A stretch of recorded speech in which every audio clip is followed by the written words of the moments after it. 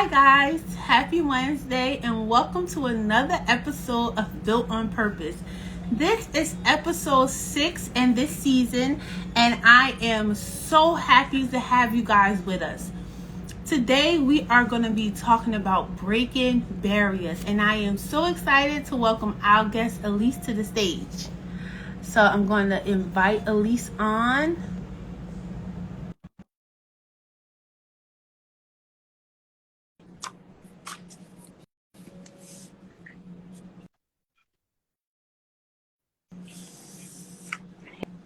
Hey.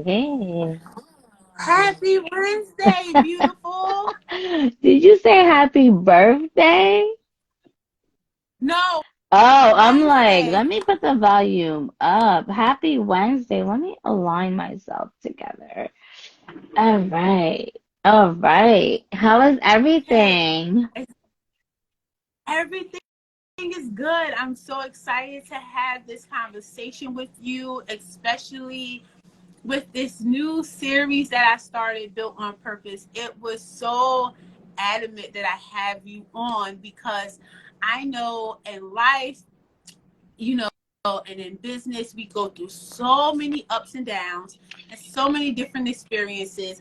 And I think it is extremely important that we, as women of faith, as we're tackling this season of entrepreneurship, that we have practical steps in place for when we hit those tough seasons and those tough moments that we are going to go through because there's no avoiding it. Absolutely. And the topic, the name of it is like, this is social work month, and our theme for this year is breaking barriers. Wow. Wow. This was right on time. See, when I be coming up with these episodes, I always go to God and I say, like, what can this woman bring to the what can she bring to the community? Because it's not about me and what I want. It's like, what what can she bring? Like, what do you need her to share? What is needed? And it was so crazy because I was just thinking about our last conversation that me and you had when I was on your live Yes. with Rip the Stigma, and then I was like, oh my God, it is social work month. She is a social worker. Like, my friend is a social worker, so why not have it be related to stuff that she experiences on a day to day, because she's already helping clients tackle these issues. So when you said that it was the theme for the month, I was like, oh, Yes, that was yes, it perfect. definitely was in sync and aligned. Yes. Yes, so I'm so excited. So why don't you introduce yourself to our community? Tell them a little bit about who you are, what you do, and a little bit about Rip the Okay, Stigma so as hi well. everyone. I'm Elise Antoine. I am a social worker. I've been a social worker for 18 years. I am also an executive coach. I work with professionals and leaders, helping them find their identity and who they are outside of their titles, especially when they're feeling burnt out and overwhelmed. I help them come with um, different strategic things that encourage boundaries, self-esteem, and helping them reconnect with joy. I'm also a school social worker, so I just really get an opportunity to work with a little bit of everybody. Oh, that is so amazing. And how did you actually get into social work? Okay, this is a story. Well, I had a friend that was in domestic violence situation in high school, and I was really conflicted with why is it that she kept going back to the relationship. And, every time I felt like I was helping her and then she went back, I was just like, I literally wanted to know about that. And so actually, I was very grateful that I was able to have my first internship at the YWCA. I did a paper on it on women in domestic violence. And when I found the information, I got an A on the paper, but I also felt like I think this is what I need to know. After I realized what was actually going on and it was like a vicious cycle, it just gave me more grace and understanding. Yeah, that's amazing, and I like how something that you saw a friend go through. You decided to, like, you know what, how can I Mm. best help my friend?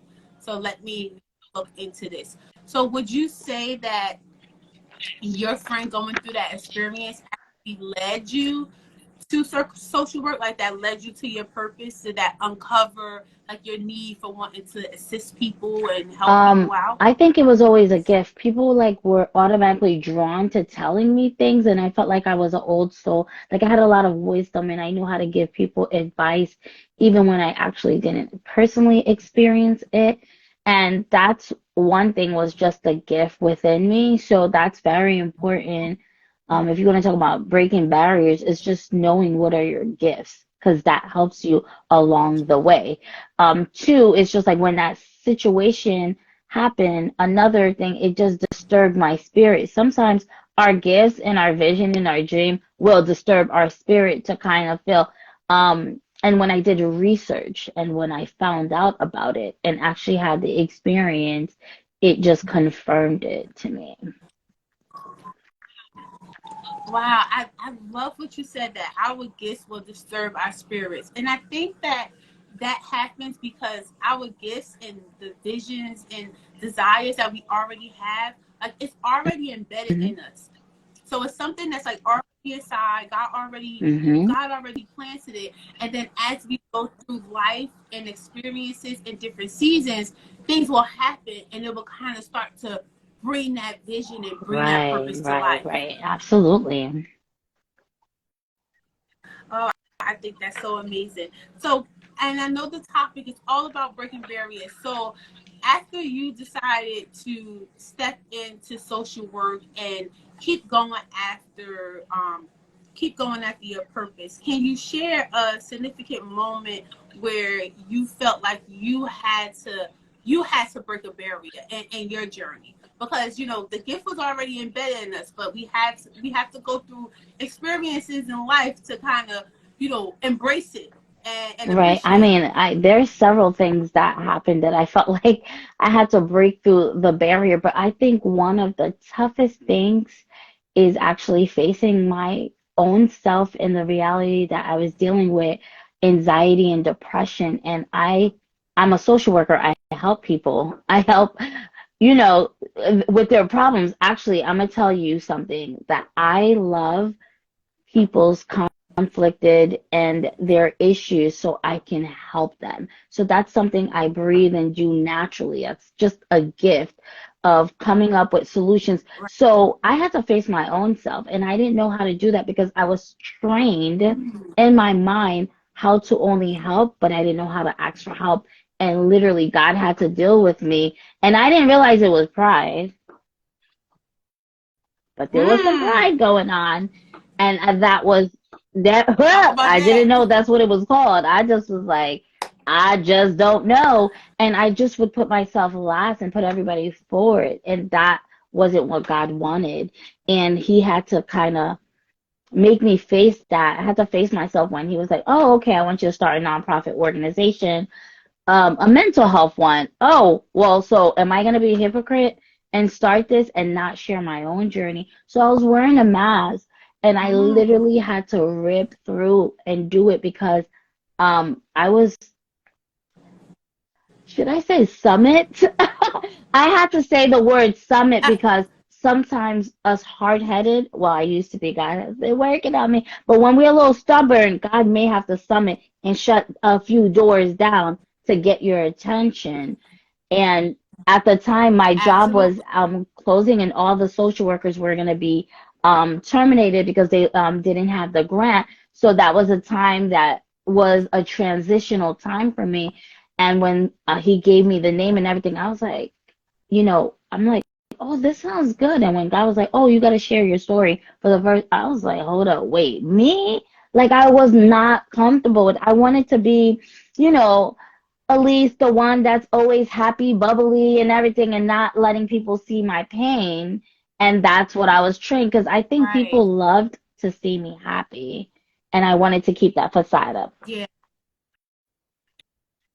Wow. That's amazing. And that kind of leads us into my next question is what role does your mindset playing breaking barriers, because what I heard you say is that, pride was, kind of in a way you had to, God has to position you in such a way so you can be able to even ask for help.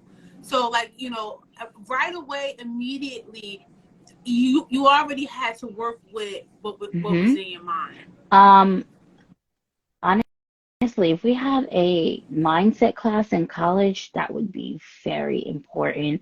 I just think that we don't realize how mindset is important. Why? Because naturally, education starts in the home. So you're already trained with all these, either your parents, have their own Yeah. thoughts that are, and oh, I don't want to be like my parents, but sometimes we have some things that we pick up and we just keep them with us, and we start to think that's what it is. Like even with finances and money, and we have to have a different mindset.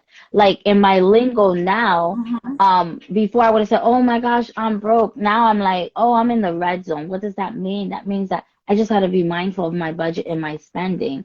So mindset plays Yeah. an important role, because you literally have to learn to undo the things that you think, and even how God sees you.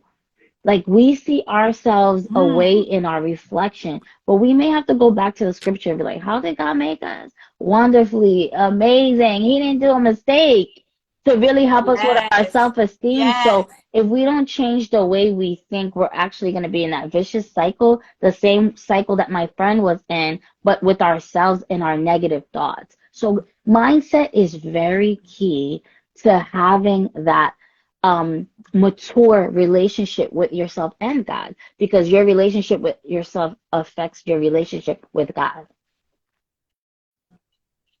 Absolutely. And I think that's so important that you touched on that, because as I'm like, learning to step in my journey and surrender my I'm process proud and of my purpose to you. God, I realized, yes, oh, thank you. But I realized as I'm stepping into this new season that I had to learn a lot about my voice and the power that I already have within me. But growing up, I never had a comfortable space where I was really able to Hmm. express myself, because it was always like, what goes on in the house stays in the house. So you kind of just keep it to yourself, you bottle it up, and Hmm. you don't deal with it. So then it kind of branches off into other areas of your life where now, where you need to be vocal, you don't even know Right. how to be Hmm. vocal. And yeah, you don't even know how to be vocal. So the pride comes in where it's like, I don't know how to ask for help. I want to be a Mm. superhero. I want to figure it all out on my own. And it's like, you can't grow Right, like that. right. Absolutely. I could relate to that same thing. And I think so many of us can relate to, not being able to open up. It closes our mouths and we don't use our voice. And how do we share our testimony if our mouths are closed? So, what are we sharing about the things God has Mm, done for us? Or how can we help someone else and kind of pass the baton over? But we're silent because we're allowing shame to have a parade in our party. wow. Wow. I'm sorry. I just gotta let that digest. Let it I just gotta marinate let for that just digest. one minute. That is so good. That is so good. And then on top of not allowing shame to have a party, like you said with the finances, instead of saying I'm broke, you just say I'm in the red. We got to also learn to change our Yes. language, and how we speak over ourselves. Because although we're coming into a new season or a new situation, it's weird, it's new. We don't know it. We don't know what to expect. But because it's unknown to us, we kind of go into it with that Hmm. old mindset, and we go and defeat it. So we already start speaking negativity over it. We already Hmm. killed the situation before we even gave it a Right, chance to right, right. breathe. And right there where you are, all I keep thinking about, when we do that, we also don't trust God. So when we don't trust God, that's that back to the relationship of how it affects our relationship, because how we treat ourselves we treat God the same way. And if we're having all of the, we're not trusting God, and we let anxiety, because anxiety is trusting, anxiety is worrying about the future. And what is depression? Being stuck in the past. And depression and anxiety, they're first cousins. They hang out together. Where there's depression, there's anxiety. Where there's anxiety, there's depression. So, and it's something that we have to practice. And I literally use the word train, because that's where the discipline come in. We really got to remind ourselves. That's why we Right. renew our minds each day. Wow, that's amazing. And can you share, like, because in this journey of breaking barriers, we have we have to come to a place of comfort, like you said, where we have to actually have to allow ourselves to ask for help. So can you give us some advice? Like, what would you say to someone who is still kind of struggling to, like, open up about what they're going through, and give them some steps that they can use to kind of take Okay, that that's first a good step? question, and I'm glad you asked, because I do have like a certain rule number one. Because some people, like, I'm, not just because I'm a social worker, but I'm very key on therapy and the healing journey. I'm just definitely fond of that. But trusting, I could just tell people may be hesitant to either start the journey or start opening up. I said, okay, first things first, before anything, you have to learn how to trust yourself. That relationship with you needs to be number Mm-hmm. one, because you're gonna just really kind of, after God, you're gonna depend on yourself, and then with that, you need to find one other trusted person. So there's God, your relationship with God. There's you, right? And then there's that one. This is where I say your tribe, your friend, your community, your praying partner, your mentor, your spiritual advisor. You need someone other than a family member. You hear that Yep. again? Tell me Someone about it. other than a family member. Because our family's there. We don't get to choose them. Whatever happens, we don't get to choose them. But we may have close relationship. And unfortunately, we may not have close relationship with our family. That's why we're very Right. grateful for extended family. But you need at least one trust. If you're walking around talking about, I trust nobody, that there's an issue. Because we cannot be in this world alone with no one. It is impossible. Yes. Just one. So you need to find one It's trusted person that you can open up, who will love you for you where you are at. That may not be always easy, but I want to be my complete self with a friend. And that's the friend that I consider that's my yeah. tribe. If I can't be my complete self and they can't see all of the sides of me, then I don't consider that a true friend. So that's when you start and you have a friend, somebody that, now we didn't, the reason why it's important to have so many, like, it's important to have a family member, to have that friend, and then we can tap into resources like, you know, investing in yourself, which you would have a therapist, that you would have a coach, which I also invest in faithfully, because it's my faith, then it's my mental health, and then I need accountability. Yep. And that's when the coach part Yep. comes in. Yes. And then mentorship. I Accountability. have Yes. mentors. And then I have my friends that I can literally, like, I can tell them what's going on with me and they wouldn't judge me and they would love me where that. We need that community. So that's the first step that I'm Yes. saying, that we have to identify. If somebody said, okay, I don't trust anybody, they might know somebody, but it might be hard to identify because maybe their trust issue wall is high and is blocking their vision to Mm. see. So if they gotta bring you may have to help them bring it down. Like, come on, what happened to Aisha? Aren't you friends? Like, oh, you know what? Yeah. And sometimes we're Right. busy hanging out with so many people, but we forgot that one loyal friend that's always been there for us, but they may not, like, yeah, that's that friend right there. They never judge me. Mm-hmm. So sometimes we may have to go back and look at some friends that we kind of eliminated, but they're the friends that should be in our. And there's some people we just definitely have to just move forward. The season is over. They have expired, and that's okay. Wow. I love that. It reminds me of pruning. Yes, shedding your skin like a snake. I always think about it like that. The season of Yeah. the new. And each month I really Mm, feel like it's a new reset button for us. We have 30 new days to get it together. In 30 30 new new. days, reset. That's the mindset, right? Oh my gosh, another month is coming, it's going by fast. No, but we got a new 30 days. I get to start all over. So if I didn't finish working on this project, I have next month. It's your mindset, how you think of it. Or it could be like, oh my gosh, I'm so stressed and I'm so tired and the months are going fast and I don't know if I'm gonna be able to make it. It's two different perspectives right there. Wow, Elise, that is so good.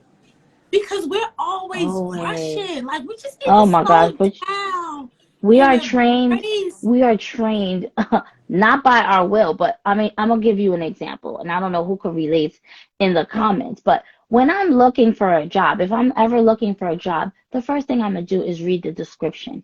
If the description to the job is overwhelming, good night and bye. I'm not gonna apply for the job. And in reality, for society purpose, they say you got to learn how to, multitask.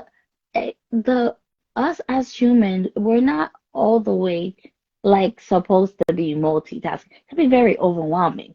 But we can kind of learn how to manage through, our planners and doing a to-do list and visualizing because Mhm. you got to know how you are. Remember that relationship with self. But honestly, the society Right. adds a lot of pressure with multitasking, moving, and you got to learn how to see 30 people in one day. It could be so overwhelming to keep up, and that's what's happening with us. We feel like we're running out of time, but we're not using our time wisely. We're lacking time management. That's what's happening. It's not that we don't have time. We haven't done an evaluation of our time. Absolutely. I think that is so good because, like, so guys, for you guys that don't know, when I do my Built on Purpose series, I always pray and meditate and reflect on scripture, and I try to relate it to the topic, because we are purpose-driven women, we're purpose-driven entrepreneurs, and God is first in my business. Like, he's my partner. Hmm. We do this together. Um, and our topic today was based off the story of John chapter 15, verse Hmm. 1 through 17, where it talks Fine. about that season of kind of flourishing in God, and that pruning process, and how God is like, how a vine, and we're the branches, and like it's a process, like it and then if you think about that Hmm. like a garden, you have ground, you have soil, and then it's a seed that's planted, and then you go through life and Hmm. experiences, and then out comes the stem. That's divine. It's the strong foundation, and that's God. And then we're the branches, like we're Hmm. His children. And then in what all that we do, like we're just a piece of His Absolutely. puzzle. But the tree gets bigger, the tree gets stronger, the tree gets light and nourishment, and we flourish into these beautiful flowers, or Hmm. creations. But it took time. We don't come from seed to Right. flower Right. like that. Like, it's a process. Like, the soil got to be good. You got to get light. You got to get sunlight. You got to get some shade. You got to get some water. You got to get some food. Like, Hmm. it's a Hmm. journey. It Wow, is a journey. wow.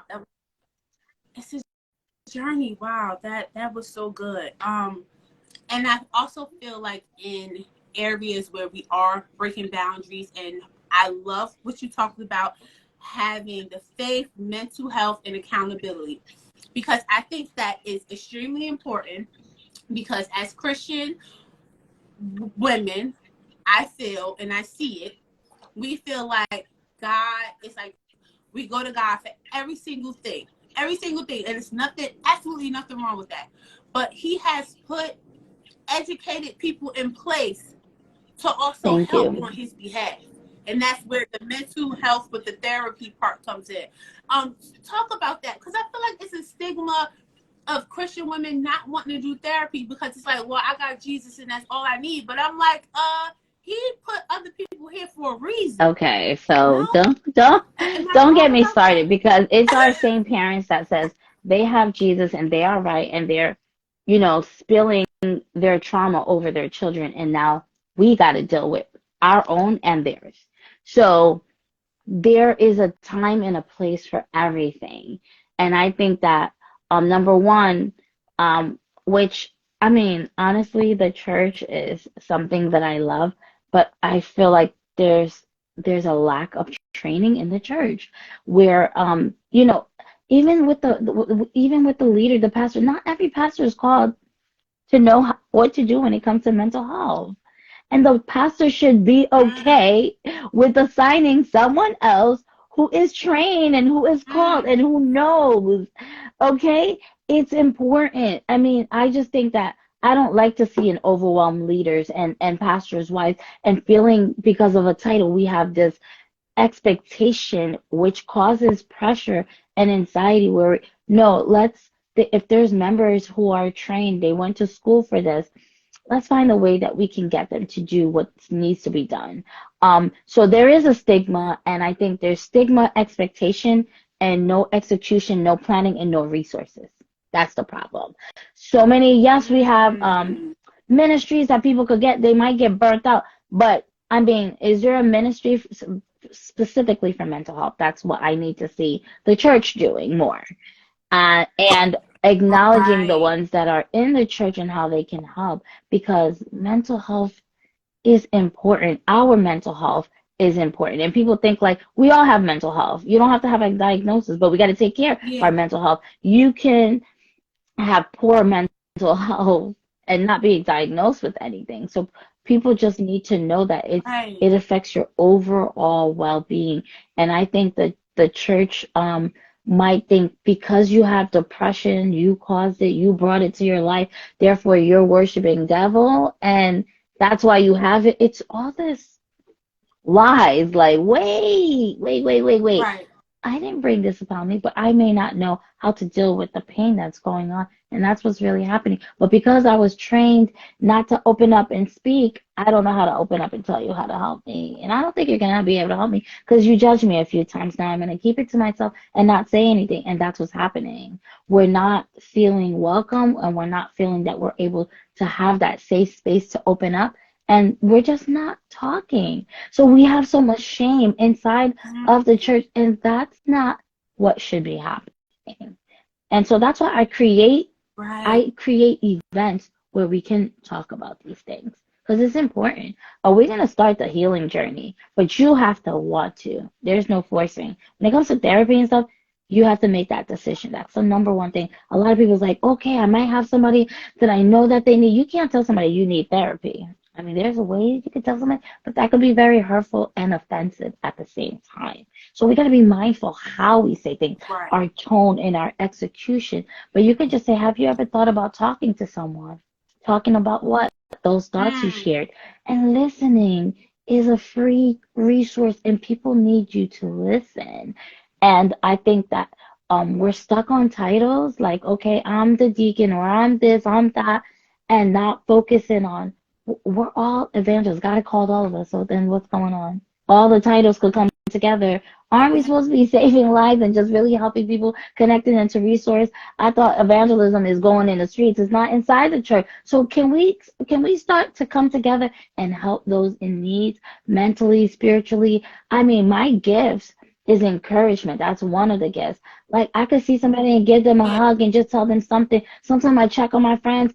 They don't even want to talk. I'm like, I love you. How are you? I was thinking about you. Boom. That's just the gift. I mean, God put me on your spirit. I'm going to call you and I'm going to encourage you because sometimes we need a little bit Mm-hmm. encouraging. I'll share a little story real quick. Somebody popped in my DM and sent Go me a ahead. message and was like, if you want to schedule a meeting to find out, I guess they were a business and they were, I'm a coach. I know how it is. You're going to have to interact with different people. And I just felt in my spirit just to encourage her. So I said, no, I really wasn't interested in the business and what she had. And I was like, no, I was like, no, I'm not interested in sitting down, but I'm wishing you the best of luck with everything. And then she said, oh, I'm so sorry to bother Mm-hmm. you. And I said, no, you're not bothering me. You're doing your job, and I'm really proud of you. Keep on doing the work. Now, this is a total stranger. I have not met this girl from a can of paint, but I felt it in my Right. spirit to say that to, do you know, the young lady was like, oh my gosh, I needed to hear this today. Like, this really encouraged me. How would I know that? I don't know. But I felt it in my spirit. And I said that I just think that people Wow. don't know free therapy is listening. Free therapy is really encouraging someone. I mean, oh my gosh, you look really nice today. I mean, do you need a few minutes for me to hear what you have to say? Like, we have to also practice that within our everyday life, including to ourselves. Wow, that is so good. That is so good, and it just literally just gave me an idea for my coaching program that I'll be launching soon. I'll be Like right behind I would you. love to have, yes, but I would love to have you like come in during 1 hour like live coaching calls that we had and kind of just talk about like the mind, the mental, because these women want to step into entrepreneurship. They want to walk in purpose. They want to build something that's greater than themselves. But it starts here first because you can write your vision, make it plain all day Hmm. so you blue in the face. But if mentally you are not of a sound mind, you will Yes, mess it yes, up. yes. You you ruin it before it even starts. I think that Wow. I That just think that we're very hard on ourselves, and we think that God is out here with a bat ready to beat us up, and that's how we treat him too. We're like, oh my goodness, God is gonna do this, God is gonna do that, God is, and he's like, wait, hold on, like you're really running away from me, and I've been here with my arms wide open. I got you. wide open. Right. Okay. Yes, so it's really on perspective.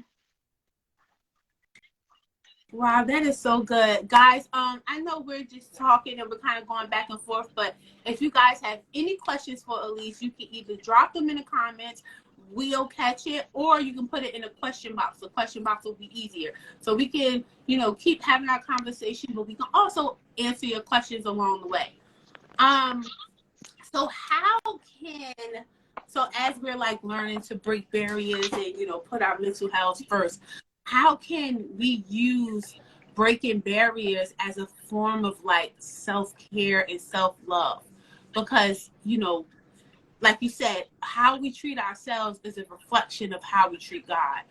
So if I'm not putting, you know, myself first or loving myself, I'm not even allowing space or room for God. And if I'm treating myself last and neglecting myself, that's the same But way I'm doing God. But how can I incorporate that in my life as a form of self-care? So I'm holding right. myself accountable and also, continuing to, build my You know what we relationship with have to God. start doing? We have to start putting self-care on our calendars. We got to schedule it in because Mm, you may not even do it because you're busy ripping and running or forgetting and putting it. But if you write it down, you're starting to add yourself until your agenda.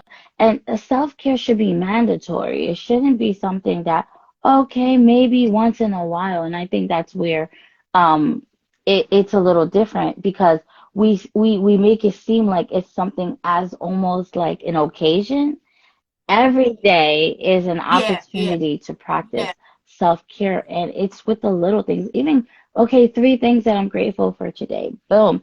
You go into work, okay, it's a very tough day, but how do you do something mindfully in a space, like even if it's that, okay, I'm gonna actually eat my lunch without working. I don't like that at all, and I don't know why people continue to do it, but you shouldn't be working and eating at the same time. Literally be mindful. You should eat and enjoy. Right. If you want to, like, okay, as me, if I have a lunch break, okay, I might be checking to see if I need to make some phone calls back, little lights, but it is not going Mhm. to be work. It's going to be my social things. Maybe I might want to do some content create. Oh, I got to create a flyer or like do something you want to do. Listen to some music and eat, but really enjoy your time if you have that time. Because some jobs they may not have a lunch, but you still have to create it. Like with my job, They don't seem to have like a lunch out. I mean, I take lunch at 10 o'clock. I'm gonna eat. Okay, that's one thing about me is I'm gonna eat. Okay, 10 o'clock. They're like 10 o'clock. Right. Yes, 10 o'clock. Why? Because that out within that OLC is very quiet. So I could take it. I may have some Yeah. meetings at 11. May have some meetings at 8 o'clock in the morning. But 10 seems to I could work with it. So I'm like, okay, yeah, that's what we. Yeah. I try to make a little bit of time and just some time to sit down. Like I have a little bean bag in my office. Might sit down on the bean bag and just relax. You know, take a fresh air. Sometimes I order Yeah. food and I no actually budget friendly. I order once a week as a treat. I'm not ordering every day. I bring my lunch every day faithfully, but once a week I treat myself. So I might go down the street and go for a walk and put on my little count my steps in 10,000 steps a day I'm trying to make, but I go get some fresh air and I let the air hit me so I could change the environment. Like I said, it's mindset, Right. it's putting in the work and being mindful, like when we're driving, I was enjoying the sunrise, the sunset, meditation while you're driving to work. If you're 30 minutes or an hour, that's a great time for prayer, meditation and stuff. Like you could wake up a little bit Yes. early at 5 Yes. a.m. just to start your day and get some things done. We do have the time, but because we put it like we crumble up our whole week. Oh my gosh, this weekend I can't wait to turn up and have fun. And then you're busy doing so much on the weekend, you don't even have time to rest. That's another thing we don't do Mm. is we don't know how to rest. We don't know how to relax, and we don't know how to sit still. And those are the things that we truly need in order to reset. Like taking a personality exam is very key. Because you get to learn more about your personality. And I found out that after the day of all this overly stimulating, I need a place to come and calm down from the day. So I have to create a Yeah. quiet time. So that's like early in the morning. I know what time, but Yeah. I wake up and I put my alarm super early just to do some meditation, instrumental music, just to get my day started. That means that things will be waiting for you. Okay? Mhm. Negative energies, vibes, Mhm. people having a bad day, it's gonna be waiting for you. But Mhm. are you gonna fall for the bait? Or are you setting your mind up now and just be like, listen, and sometimes we gotta talk to ourselves. Like, listen, okay, they tried it. Am I choosing violence? But Jesus right here. Lord, what we gonna because every day is an opportunity to choose violence, but is that the direction and the power that we're giving to people every day? The way we used to Yeah. operate and used to fight and curse people out, we're not doing that anymore. That's not who we are right Right. now. We know. It's so We not. easy. It's Right. so easy to be very Mhm. like, oh my gosh, Mhm. emotional. There was a time in my life I was so emotional. I remember I had a flat tire. Oh my God, I had a big major meltdown.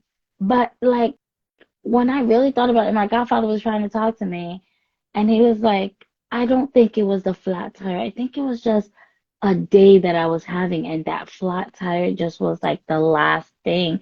Sometimes The the last thing last. you have to know when you're reaching up to a 10, we gotta really look at a scale 1 to 10. Where are we? Assess yourself. Yeah. Am I at a 3 or am I at a 5? If you're in the middle, you gotta be mindful. If you're reaching 8, 9, 10, that's very dangerous. Very Yeah. dangerous. You So getting on a close. scale 1 to 10, you got to ask Yeah. yourself, where am I? Because then you can assess. Sometimes you could be very depressed and may not even know because you suppressed those emotions and you kind of um suppress support. You normalize trauma. You normalize ignoring your feelings, and now you're walking around like a zombie, not knowing. So it's so important to assess how we're feeling and just work on putting those boundaries to help us and feel your emotions, cry and assess them, do some brain dumping and journaling. Those are all things that Mm. resources to help you. Um, in this journey to breaking barriers. I cannot Yeah. break anything unless I know I have that strength. Even when I don't see it, I have to believe in myself and I have to believe that God is right behind me. Like he already said it in John chapter 15. He said it, he broke it down. He's literally saying he has your back. How he designed everything. He has you. Mhm. He got you. We don't gotta be worried. So what's the problem?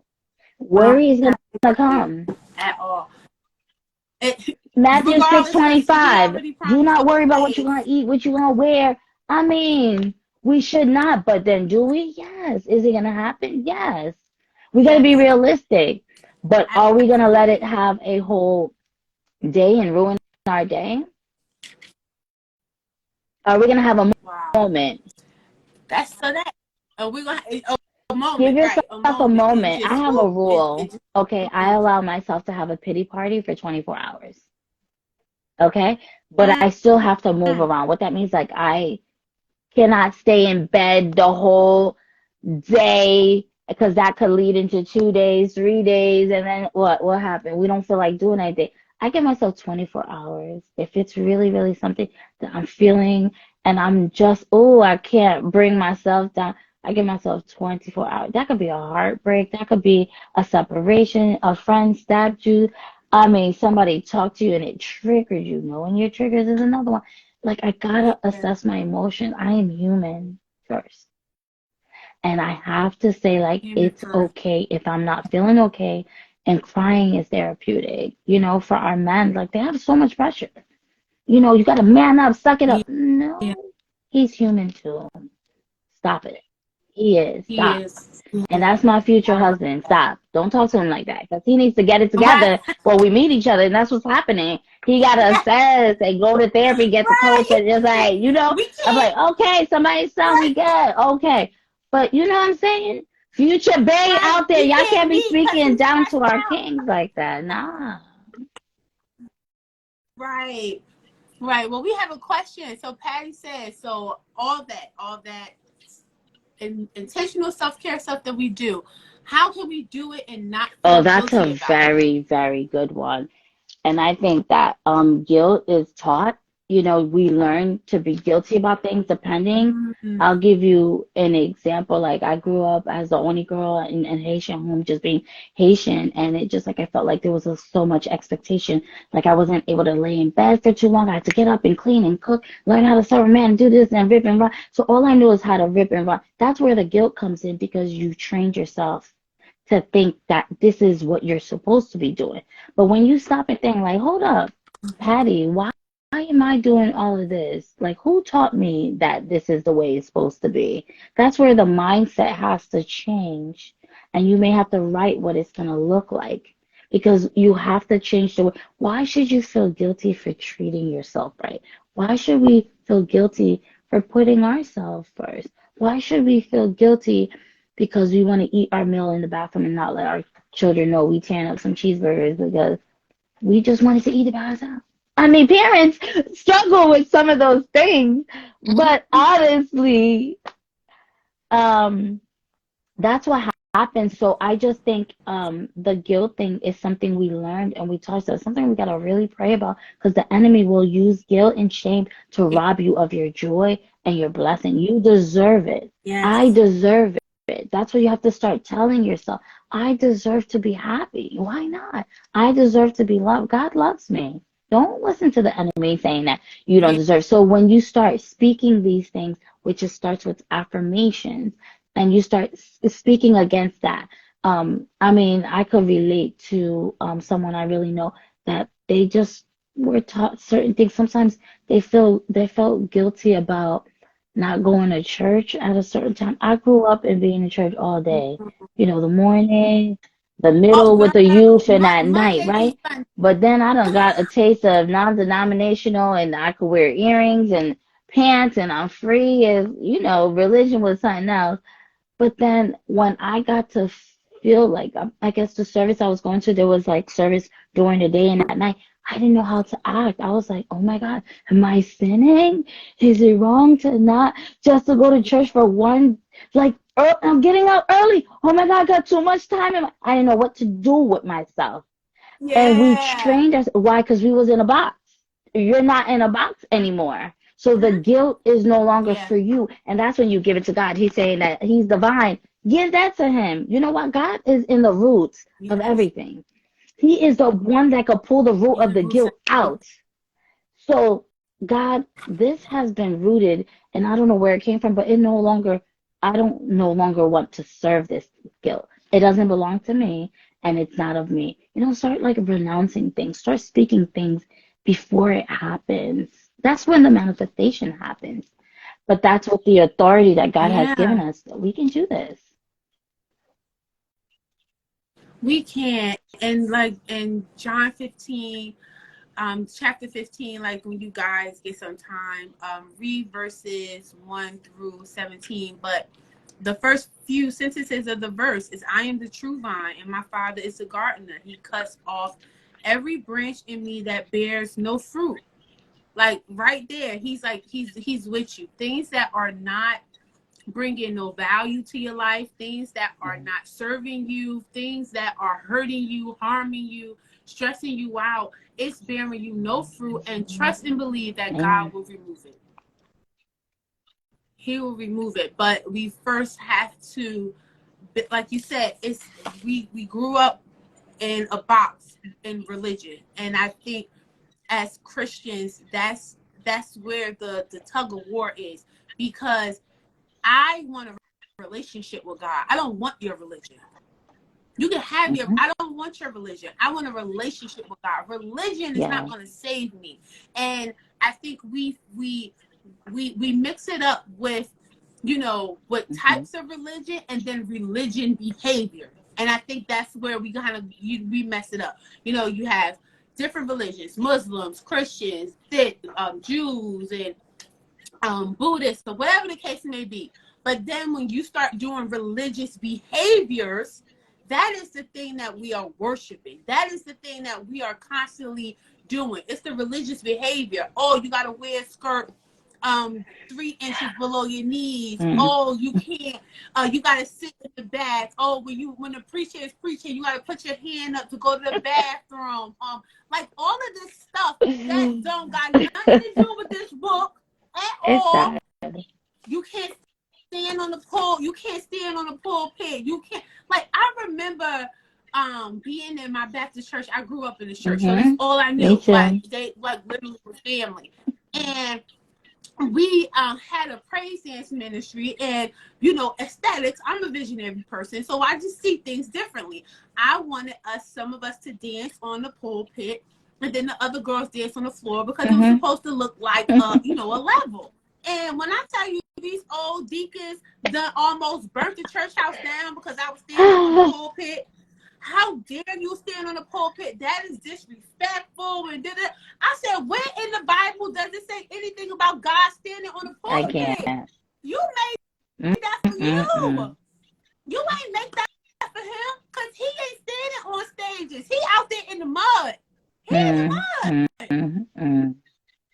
You made that stage for you, but you're having a hissy fit because I'm doing something that is not religious, because you made it be this way. Like it has to be this way. Like only the preachers could sit on the pulpit, and you know, and y'all looking down on us, and then we doing praise and worship, and we worshiping God, and we setting the atmosphere, and you in your office on your phone. Why you not?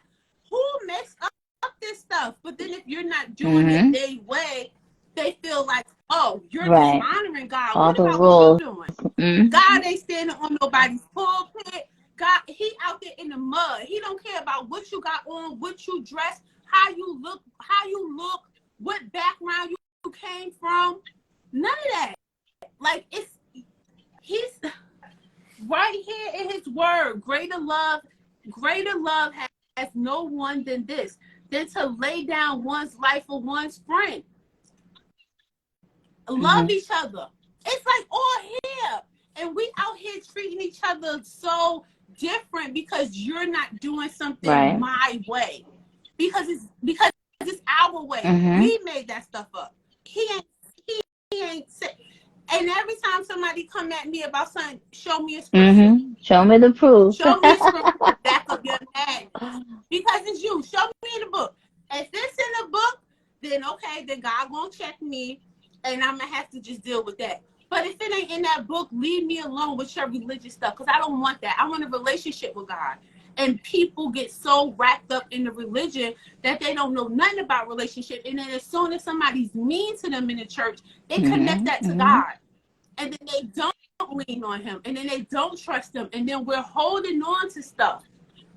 because a lot of us are holding on to church hurt. That's why we can't trust God, because we mad at something that this mean old miserable usher did to Yeah. us, because she represents the Hmm. kingdom of God, and because she treated me mean, then that must mean that that's how Right. God rolling, and I don't And want no that's parts of sad, that. unfortunately. Yeah, you're right. It's very sad, but that's why I say, like, take your mouth off that religious stuff. Have a relationship with God, because these preachers are not gonna save you. Like, because when you get to Judgment Day, God not gonna be saying, "Oh, where your preacher at? Where your pastor at? Where the head of the house at?" Because I'm coming to him on what you did. It's all about you and your relationship with him. And once you begin to establish that, then we can start to trust him. We can start breaking these barriers, and then we can actually believe what he says Hmm. about us. And I think that's the strongest part, is that the reason we can't move, we can't break barriers, we can't let go of hurt, and we can't heal, is because we don't even believe what he say about us, because we don't know what he say about us, because we ain't reading the book. Because I could tell you all day God loves you, but you could be like, "Girl, that girl just talking, she just trying to sell me something, I ain't deep." Hmm. Whatever. But then when I tell you which verse to go read, and then you read it for yourself, then you like, she on to something. Okay, all right. You just have to take the time to have that relationship with Absolutely. God for yourself. Absolutely. Oh my God, Elise, this was so good. But last question before we wrap it up: how do you create spaces for vulnerability in your community? Like, with me and you, when we be having these talks and these conversations, um, I'm definitely at a different space in my life, in my healing journey. Like, our first talk, I think, I was still like, getting used to Hmm. telling my story. And now when you see me, child, you can't get me to shut up. So how do you create that safe space for vulnerability in your personal life and in your business? Because stories is how we connect people to Um, us. it's similar to the self-care. I literally have to plan it in. So I would do like a monthly meetup with my mentor and another one of my close friends. We have the same mentor. So we go, we love food, and we go and we talk about our lives, and we see what's going on with us, what we're planning, what we're doing. We see how we could support one another. I make Yeah, time to be surrounded by positive women of God who are on the avenue. Like my other friend, she's also a CEO of her own company, and our mentor, she has her own private practice, she has her nonprofit. She pours into us just like we pour into her. We are there for each other. So already we were texting each other yesterday yeah, because we kind of took like a 2 months break, and we're like, okay, we're overdue. When are we meeting? We're gonna be meeting up in like I'm intentional about that. And also hmm, I try to be friendly about it, like planning and checking with my friends that to make sure I don't just want to just go out to just hang out. I just want to go out with a purpose, if that makes sense.